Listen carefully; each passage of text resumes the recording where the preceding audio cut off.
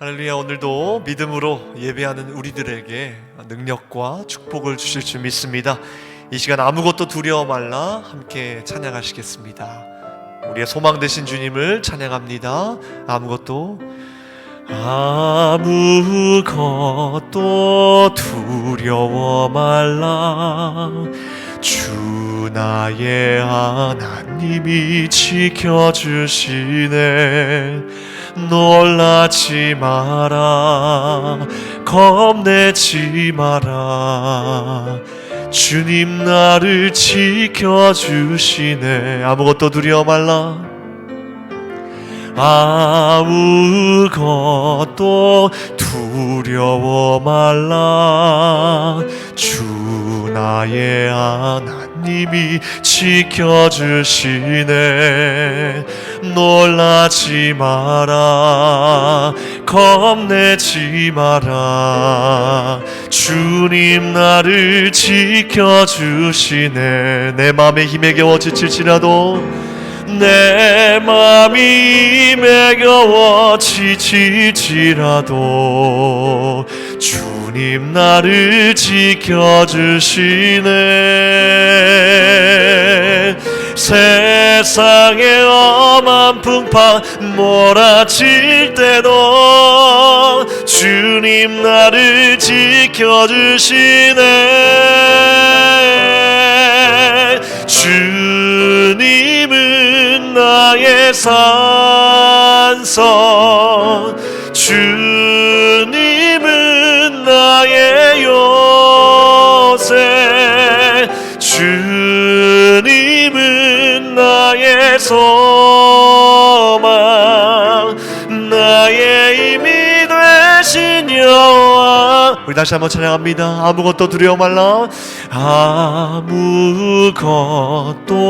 두려워 말라. 주 나의 하나님이 지켜주. 놀라지 마라, 겁내지 마라. 놀라지 마라, 겁내지 말라. 주님 나를 지켜주. 내 맘이 힘에 겨워 지칠지라도, 내 맘이 힘에 겨워 지칠지라도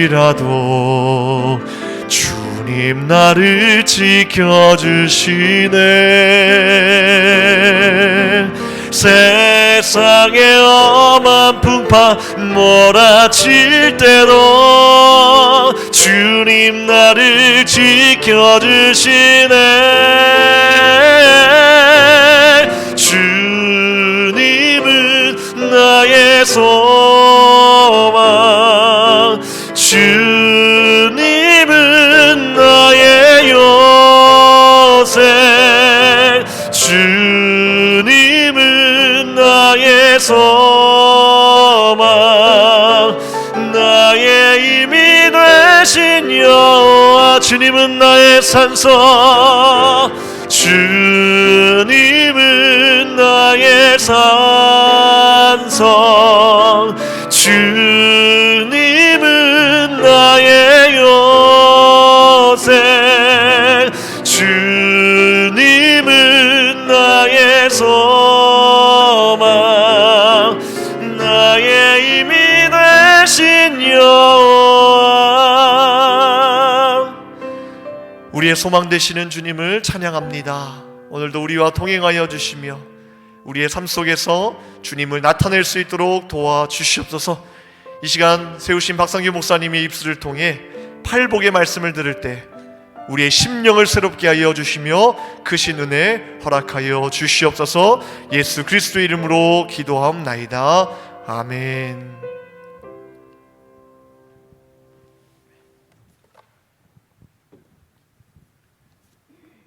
오늘도 이렇게 수요 복답하러 오신 여러분 환영합니다. 또 가정에서 또 계신 곳에서 함께 예배하시는 모든 곳에 하나님의 충만한 복이 함께 하실 줄 믿습니다. 오늘은 그 팔복 7번째 시간인데요, 바로 화평케 하는 자라는 주제로 우리 함께 말씀을 나누도록 하겠습니다. 모두가 다, 또 모든 사람들은 다 화평, 또 평화를 원합니다. 그런데 안타깝게도 우리가 인류 역사를 잘 보면 인류 역사는 한 번도 이 평화로웠던 적이 없습니다. 어느 곳에서도 완전한 평화를 누리거나 또 이것이 지속된 적이 없습니다. 인간의 역사는 끊임없이 불화하고 또 갈등하고 서로 다투고 전쟁하는 역사가 줄을 이어왔고 지금도 계속해서 이것이 반복되고 있는 것을 우리가 볼 수가 있습니다. 그리고 지금 그 중심에 우리가 잘 알고 있는 이 이스라엘이라는 나라가 있습니다. 이스라엘의 수도인 예루살렘이라는 뜻은 도시라는 뜻의 이르와 그리고 평화라는 뜻의 샬롬이 합쳐진 평화의 도시라는 뜻의 합성어입니다. 그런데 이 이름이 무색할 정도로 전 세계에서 가장 긴장감이 맴도는 도시가 바로 이 예루살렘이라는 거예요. 가는 곳마다 경찰들과 군인들이 총을 들고 검색하는 것이 바로 이 평화의 도시 예루살렘입니다. 다음 사진을 보면 지금도 예루살렘은 이 4개의 권역으로 나눠져 있습니다. 주이시 쿼터, 유대인의 구역, 그리고 무슬림의 구역, 또 크리스찬의 구역, 또 아르메니아 구역, 이렇게 4구역으로 딱 나눠서 서로 왕래하지 않고 팽팽한 긴장감을 가지고 살아가고 있는 도시가 또한 이 예루살렘이라는 것이에요. 또 한 장의 사진을 보시면 이것이 바로 황금돔 사원입니다. 우리는 예루살렘 성전을 성경적으로 하나님의 집이라고 생각을 하지만 실제 그곳에 가보면 무슬림의 사원인 황금돔 사원이 서 있습니다. 이것은 기독교인이나 유대인들이 출입할 수 없는 곳이라고 해요. 그럼 유대인들은 어디서 기도할 수가 있느냐? 바로 오늘 사진에 보시는 이 통곡의 벽, 서쪽의 벽이라는 곳에 모여서 함께 기도를 합니다. 성전 대신에 70년 전에 70년 주후 70년 예루살렘 성전이 로마에 의해서 무너졌을 때 서쪽 벽 한쪽이 무너지지 않고 있었어요. 그것을 지금까지 보존하면서 거기 가서 통곡하면서 기도하는 것, 그것이 바로 통곡의 벽입니다. 솔로몬이 처음 이 성전을 지었을 때, 솔로몬 성전을 지었을 때에 그곳이 아브라함의 아들인 이삭을 바친 모리아산이라고 해서 그곳에 성전을 지었습니다. 이슬람은 그런데 그곳이 마호메트가 승천한 곳이라고 해서 그곳에 황금돔 사원을 아까 사진에서 본 것처럼 아주 멋있게 지어놓고 거기서 그들을 숭배하고 있다는 거예요. 이처럼 종교 간 갈등이 첨예한 것이 바로 또한 예루살렘입니다. 2000년 전에 우리 천사들이 예수님의 나심을 가리켜서 지극히 높은 곳에는 하나님께 영광이고 또 이 땅에 있는 사람들에게는 평화다라고 말했는데 그 말이 무색할 정도로 지금 예루살렘은 갈등의 도시, 분쟁의 도시가 되었다는 겁니다. 역사학자들이 말에 의하면 인류는 한 달에 한 번꼴로 크고 작은 전쟁을 치렀다고 해요. 그래서 이런 말이 있습니다. 곳곳에 세워진 평화의 기념비는 그만큼 전쟁이 많이 일어났다는 반증이다. 그럴듯하죠. 하도 전쟁이 많이 일어나니까 비를 세워서 우리가 평화를 지키자. 그래서 평화의 비를 자꾸 세우는 거예요. 그런데 지키지 못하고 한 달에 한 번꼴로 지금도 계속해서 전쟁과 분쟁이 일어나고 있다는 겁니다. 역사상 가장 크고 비극적인 전쟁이 뭐죠? 바로 2차 대전입니다. 2차 대전이 끝나자마자 이 열강의 그 지도자들은 모였어요. 그리고 다시는 우리가 이런 비극적인 전쟁을 치르지 말자라고 해서 유엔이라는 국제평화기구 단체를 세웁니다. 그런데 그 단체를 세웠다고 해서 전쟁이 없어졌나요? 그렇지 않다는 거예요. 오히려 그 유엔이 있는 미국 한복판에 우리가 잘 알고 있듯이 9.11 테러와 같은 엄청난 테러 사건이 일어났던 겁니다. 이것이 비단 나라와 나라만의 문제가 아니라는 겁니다. 민족과 민족 간의 문제가 아니에요. 사람이 있는 곳, 집단과 집단, 그리고 계층과 계층, 개인과 개인 사이에 아직까지도 끊임없이 갈등과 분쟁이 생겨나고 있다는 겁니다. 물론 이 같은 일은 교회 안에서도 일어나고 있어요. 마귀는 요즘처럼 이 혼란한 틈을 타서 심지어는 교회 안에서도 서로 분쟁하고 또 마음이 나누게 하는 일을 하고 있습니다. 생각이 다르다는 이유로 주님이 십자가에서 피 흘리심으로 하나 되게 하신 이 교회를, 성도 간의 연합을 깨려고 하는 것이 바로 이 마귀의 전략이라는 거예요. 더 마음이 아픈 것은 이런 일을 앞장서서 하는 사람들이 바로 믿음이 있다고 하는 사람들이기 때문에 그렇습니다. 이런 것을 볼 때 누가 가장 아파하시겠습니까? 바로 우리 예수님께서, 그리고 하나님께서 가장 마음에 아파하신다는 거예요. 주님을 섬기겠다고 모인 교회와 또 성도가 서로 반목하고 또 서로 분쟁할 때에 주님의 마음은 커다란 못이 박힌 것 같은 아픔을 느끼시는 겁니다. 여러분, 가정도 마찬가지예요. 하나님이 세상을 창조하실 때 가장 먼저 만드신 단체가 바로 가정입니다. 그런데 이 가정에서도 평화를 찾아보기가 어렵다는 겁니다. 최근에 인기리에 방영되고 있는 예능 프로그램 중에 1호가 될 수 없어라는 프로그램이 있어요. 여러분 보신 분들은 아시겠지만 그 프로그램은 개그맨 부부들이 나와서 서로 막 티격태격하는 모습을 재미있게 그린 장면이에요. 근데 그 주제가 뭐냐면 바로 연예인들 중에 특히 그 개그맨 부부 중엔 아직까지 이혼한 부부가 없답니다. 그래서 그들 중에 누구 한 명이라도 이혼을 하면 그 사람들이 이제 1호가 되는 거예요. 그래서 1호가 될 수 없어 라고 하는 거예요. 그런데 보면 거기서 1호가 나와도 이상하지 않을 정도로 서로 맨날 이렇게 분쟁하고 갈등을 일으키는 장면을 보여주고 있습니다. 여러분, 세상이 많이 변해서 이제는 이 이혼이라는 주제가 그냥 예능의 하나의 소재, 재미있는 소재가 되고 말았어요. 그러니까 그만큼 너무 흔하다는 겁니다. 이혼이 나쁘다는 말씀을 드리는 것이 아니라 이혼이 하루아침에 되는 게 아니지 않습니까? 부부가 이혼을 하기까지는 그 수많은 기간에 분쟁이 있고 갈등이 있는 겁니다. 하다 안 되니까 이혼을 하는 거거든요. 그러면 그 안에 가정에 있었던 그 가정의 평화는 어디에 있었다는 거예요. 그리고 그 안에 있는 그 아이들은 그 분쟁 가운데 얼마나 아파했겠냐는 거예요. 서로 부부간에 사랑해서 결혼했는데 서로 얼마나 아픔을 줬겠냐는 겁니다. 서로 상처 주고 상처받고 분쟁하고 갈등하다 결과가 바로 이혼이라는 거예요. 세상에서 사람들과 갈등하고 또 경쟁하고 분쟁하다가도 우리가 가정에 가면 어때야 돼요? 편안하게 쉬고 또 평화를 누려야 되는데 가정도 이제는 그렇지 못한 것이 현실이라는 거예요. 사람들은 마음속으로는 모두가 평화를 원하는데 현실 속에서는 평화가 없다는 겁니다. 도대체 그 이유가 무엇일까? 그것은 바로 인간의 원초적인 죄 때문에 그래요. 인간의 죄로 인해서 우리는 평화를 잃어버린 겁니다. 처음 하나님께서 인간을 창조하실 때 인간은 하나님의 형상대로 지어졌어요. 그러니까 본질상 절대적인 평화를 가지고 있어야 되는 존재였습니다. 그러니까 누구와도 다투거나 분쟁할 수 없는 그런 존재였어요. 그러나 마귀의 꾀임에 의해서 인간에게 죄가 들어옴으로 말미암아 그때부터 서로 인간은 분쟁하고 갈등하기 시작했습니다. 첫 번째 인간 아담은 자신의 선악과를 따먹은 것을 하나님께 들키자 뭐라 그럽니까? 자기 아내를 지적해요. 아내에게 탓을 돌리면서 하나님이 주신 저 여자가 나에게 이 과실을 먹게 했습니다 라고 탓을 합니다. 그때부터 벌써 부부싸움이 이제 최초의 부부싸움이 시작이 되는 거예요. 그리고 그 아들인 가인은 동생을 돌로 쳐 죽입니다. 최초의 살인이 벌어진 거예요. 그러니까 이 죄로 인해서 벌어진 이 분쟁과 또 잃어버린 평화는 계속해서 이렇게 전쟁과 분쟁과 또 살인, 부부싸움, 분쟁을 낳고 있다는 겁니다. 다른 사람을 이해하고 용납하고 용서하기보다는 모든 것을 남 탓을 하고 또 남에게 죄를 돌리려고 하고 다른 사람들을 원망하고 미워하고 있다는 거예요. 그리고 나아가서 가인처럼 다른 사람을 공격하고 짓밟고 죽이는 일에 우리가 앞장서고 있다는 겁니다. 인류는 조상으로부터 내려오는 이 불화의 죄, 이것을 빨리 해결을 해야 돼요.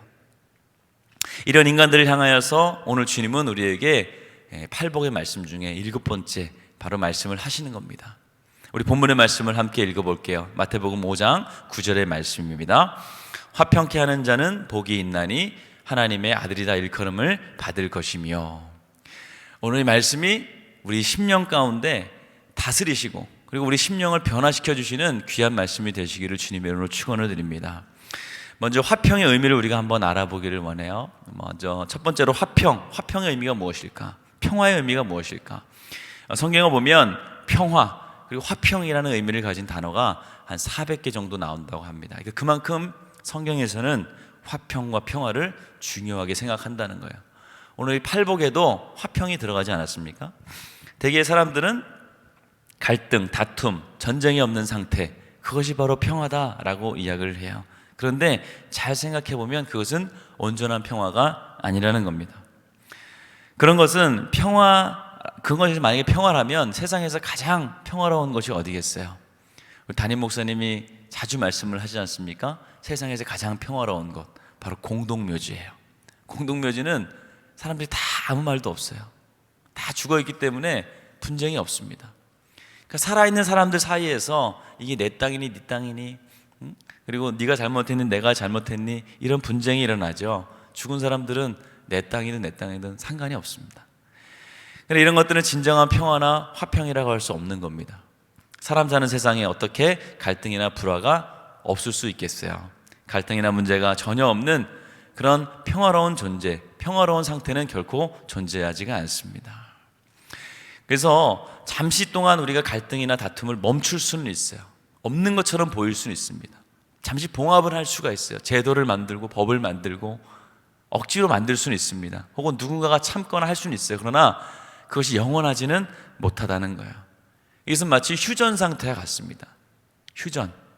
그러므로 인간이 잠깐 갈등을 봉합하고 전쟁을 억제하려는 이 노력은 완전한 평화가 될 수 없다는 거예요. 무리가 있다는 겁니다.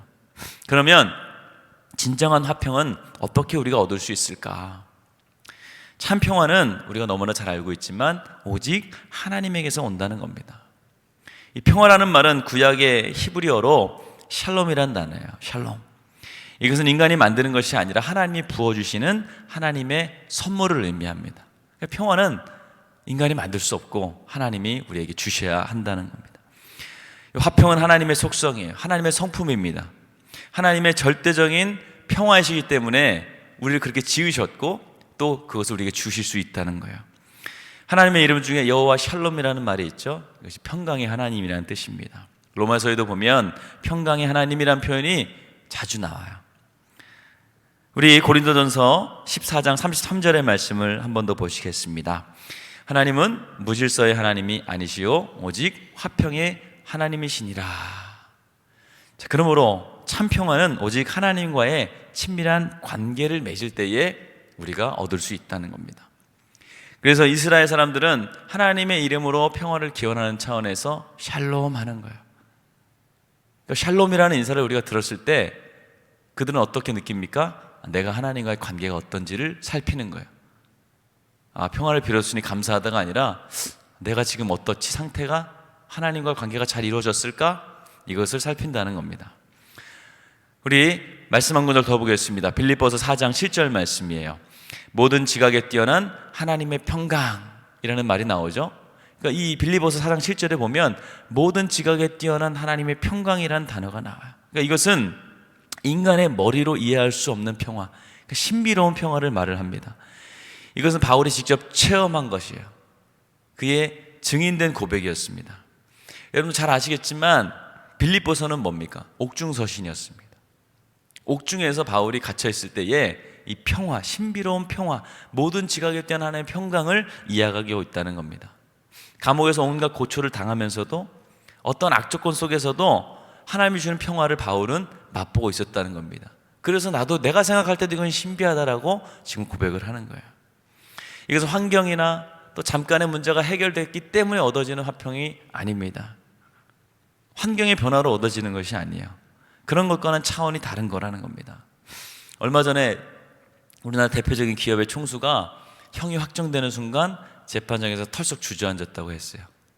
긴 시간이 아니었습니다. 짧은 형이었어요. 그럼에도 그가 털썩 주저앉았다는 것은 그만큼 이 옥생활이라는 게 녹록치 않다는 겁니다. 바울 시대의 옥중 생활과 그리고 지금 현대의 감옥은 비교할 수 없을 만큼 발전하고 좋아졌죠. 인권도 좋아졌죠. 그럼에도 불구하고 감옥이라는 것은 누구에게나 어려운 것입니다. 그럼에도 불구하고 바울은 오늘 옥중에서 신비로운 화평을 이야기하고 있다는 거예요. 어떻게 이럴 수 있었을까요?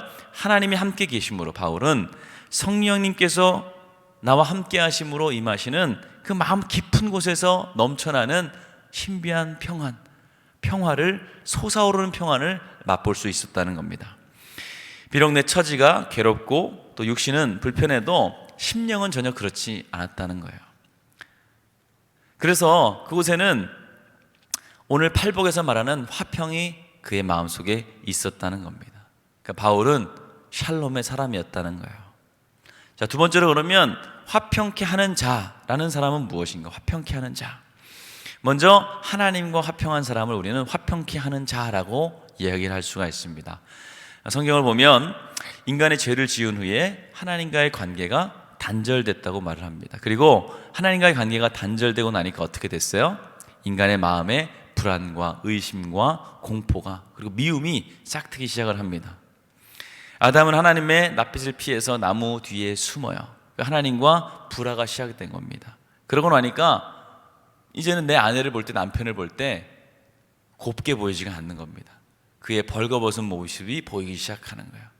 그러니까 우리가 하나님과 불화하면 할수록 남의 벌거벗은 모습, 허물들이 보이기 시작한다는 겁니다.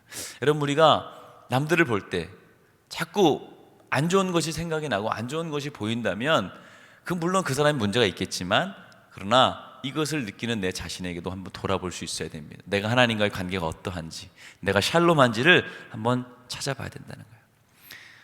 우리가 왜 부부싸움하고 형제간에 왜 힘들고 분쟁하느냐? 다 하나님과의 관계가 단절됐기 때문에 결국은 죄의 문제라는 거예요.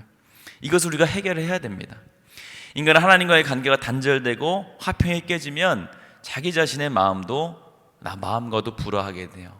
무슨 말이냐? 자꾸 짜증이 나고 불평이 생기고 매사가 귀찮고 하나님과의 관계가 단절이 되면 그렇게 된다는 겁니다.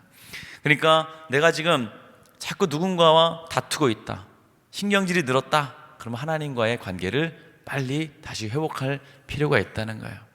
제가 요즘 가장 제 자신에게 많이 하는 말이 있어요. 내 스스로에게 하는 말입니다. 마치 다윗이 내 영혼아 내가 어찌하여 낭망하냐 이런 말처럼 내 마음속에 요즘에 코로나 블루라고 하지 않습니까? 어떠한 안 좋은 마음이 들 때마다 야 상규야 왜 그래? 너 왜 그래? 하지 마. 이런 말을 자꾸 해요. 그러니까 이것이 우리의 믿음의 고백이 돼야 된다는 겁니다. 하나님과의 관계를 빨리 회복시켜야 된다는 거예요.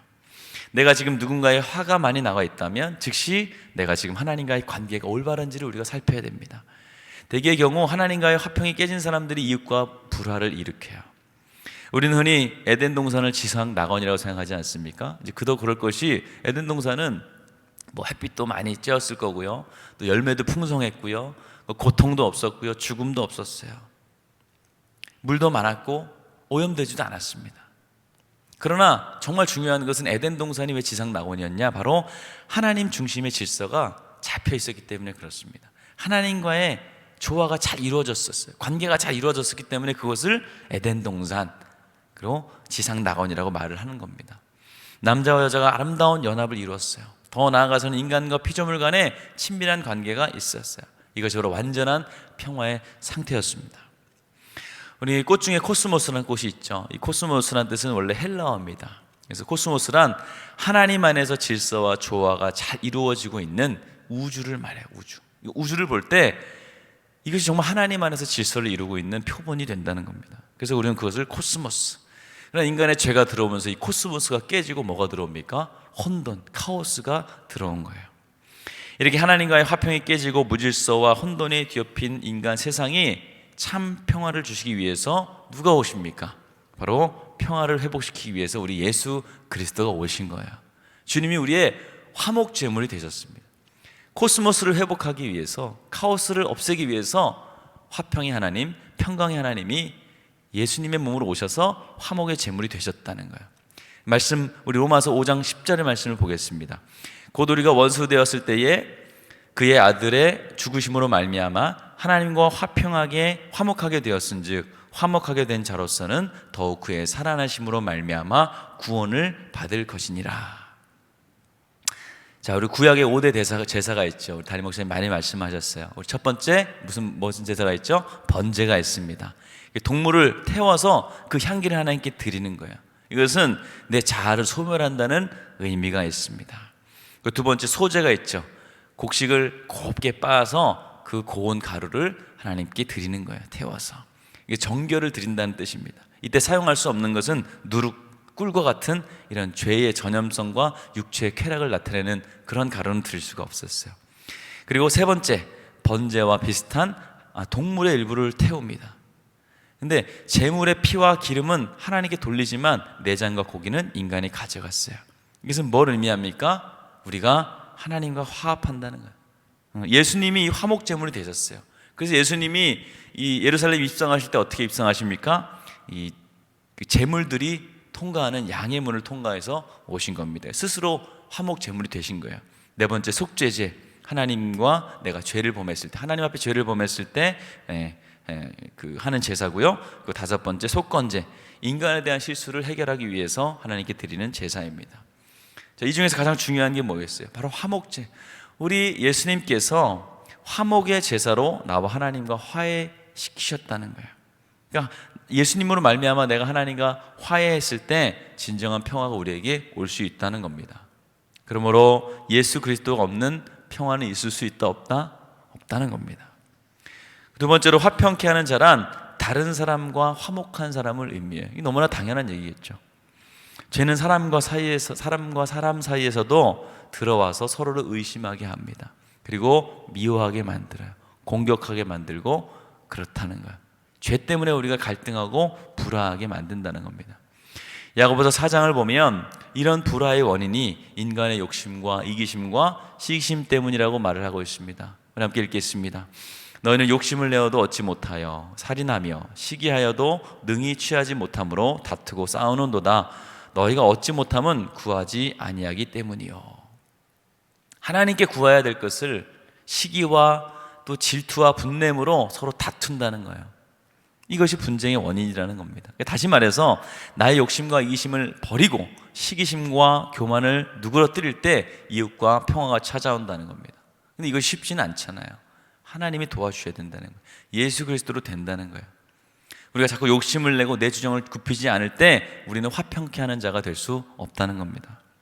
가정에서도 교회에서도 마찬가지입니다. 가족이나 성도 간에 자기 뜻을 굽히지 않는 사람들이 있을 때 그곳에는 화평이 사라집니다. 그러나 그 단체에, 그 가정에 화평케 하는 자, 다시 말해서 하나님과의 관계를 잘 유지하는 코스모스가 된, 샬롬이 된 사람이 한 명만 있으면 그 단체는 어떻게 된다는 거예요? 하나님의 아들과 일컫는 자가 있기 때문에 그것은 잘 될 수밖에 없다는 거예요. 저와 여러분들이 그런 사람이 되시길 주님의 축원을 드립니다. 그래서 우리가 어떤 공동체의 화평을 깨지 않기 위해서는 내가 조심해야 돼요. 내가 하나님과 화목해야 돼요. 그래서 우리는 화평케 하는 자가 돼야 됩니다.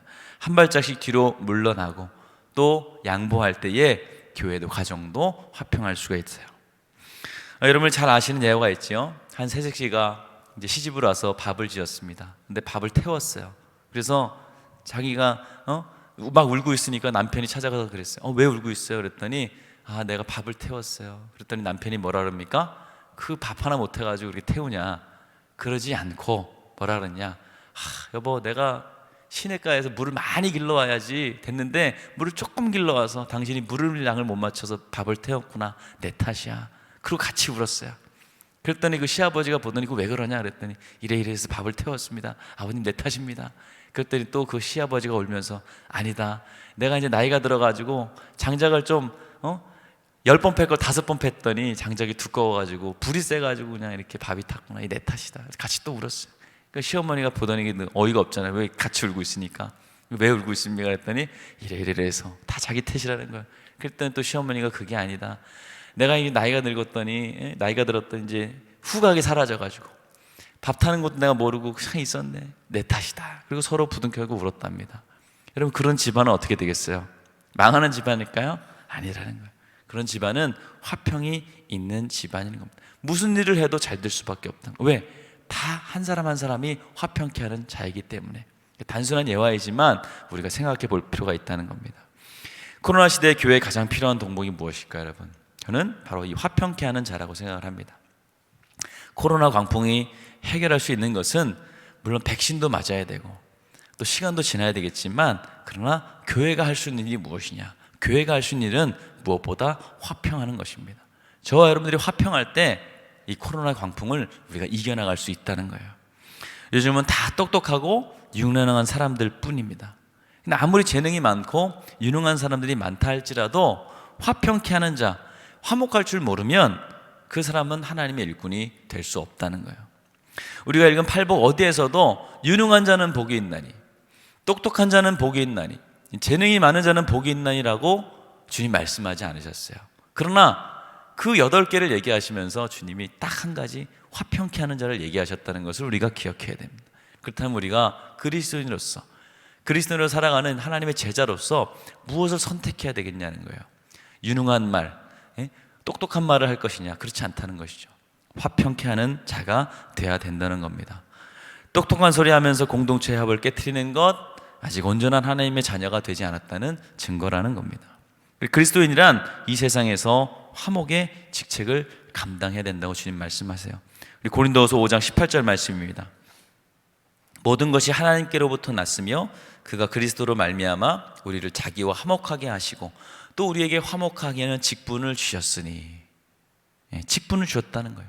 성경은 그리스도인, 더 나아가서는 교회 다니는 사람, 성도를 향해서 너가 화평케 하는 자가 되라고 오늘 말씀에서 콕 집어서 말씀을 하는 겁니다. 누가 있었으면 좋겠다가 아니에요. 누가 화평케 하는 자가 됐으면 좋겠다가 아니라 내가 화평케 하는 자가 되라고 주님께서는 직분을 주셨다니까요. 집사, 권사, 목사가 아니라 화평케 하는 자, 이러한 직분을 여러분 누리시길 바랍니다. 근데 이것이 쉽지 않죠. 어렵습니다. 예수님이 십자가를 지셔야 가능했던 일이에요. 예수님은 십자가를 지심으로 화평케 하셨어요. 그러므로 성경은 우리에게 이 화평케 하는 자의 직분을 맡으라고 하시면서 짐을 지어주시는 겁니다. 그러나 예수님이 말씀하셨듯이 내 짐은 어떻다고 하셨어요? 가볍고 쉽다고 하셨습니다. 이거 예수 그리스도 안에서 화목한 사람이 될 때, 하나님과 관계가 회복될 때 우리는 화평케 되는 사람이 될 수 있다는 거예요. 따라서 이웃과도 화평해지고 우리의 책임을 다할 수 있다는 겁니다. 무엇보다 하나님의 무너진 관계를 다시 회복하여서 내 이웃과 가정과 또 성도와의 화평을 누리시는 저와 여러분들 되시기를 주님의 이름으로 축원을 드립니다. 함께 기도하시겠습니다. 주님, 우리를 하나님의 화평의 도구로 삼아주시고 또 미움이 있는 곳에 나로 하여금 사랑을 심게 하여 주시옵소서. 절망이 있는 곳에는 우리가 희망의 씨앗이 되게 하여 주시고 또 암흑이 있는 곳에는 빛을 전하는, 또 슬픔이 있는 곳에는 기쁨을 전하는 화평케 하는 자가 되게 하여 주시옵소서. 예수님의 이름으로 축복하며 기도하였습니다. 아멘.